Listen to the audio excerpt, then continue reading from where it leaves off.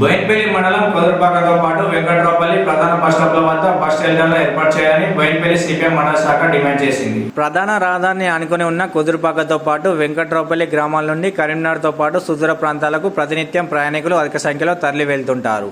వీరికి కనీస మౌలిక వసతులతో పాటు బస్ షెల్టర్, టాయిలెట్స్ లేకపోవడంతో రోడ్లపైనే నిలబడి బస్సుల కోసం తీవ్ర అవస్థలు పడుతూ వేచి ఉంటున్నారు. సిపిఎం మండల కన్వీనర్ గురజాల శ్రీధర్ ఈ సందర్భంగా మాట్లాడుతూ ప్రయాణికుల ఇబ్బందులను దృష్టిలో ఉంచుకొని వెంటనే సంబంధిత గ్రామాల బస్ స్టాప్ల వద్ద షెల్టర్ నిర్మించి వారి ఇబ్బందులను తొలగించాలని కోరారు. దీనిపై ఆర్టీసీ యాజమాన్యం, రోడ్డు భవనాల శాఖ స్పందించాలని డిమాండ్ చేశారు.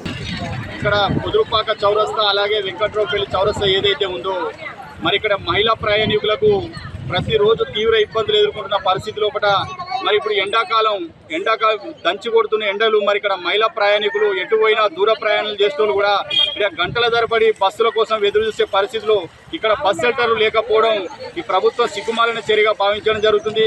మరి ఇదివరకు కూడా గతంలో కూడా ప్రభుత్వానికి తెలియజేసిన సందర్భాలు కూడా ఎన్నో ఉన్నాయి. మరి ఇక్కడ చౌరస్తా పాయింట్లలో కూడా బస్ షెల్టర్ ఏర్పాటు చేయాలని చెప్పి ప్రభుత్వ దృష్టికి తీసుకురావడం జరిగింది. అలాగే గౌరవనీయులు చొప్పదండి ఎమ్మెల్యే ఎవరైతే ఉన్నారో మేడిపల్లి సత్యం దృష్టికి కూడా ఇదివరకు తీసుకురావడం జరిగింది.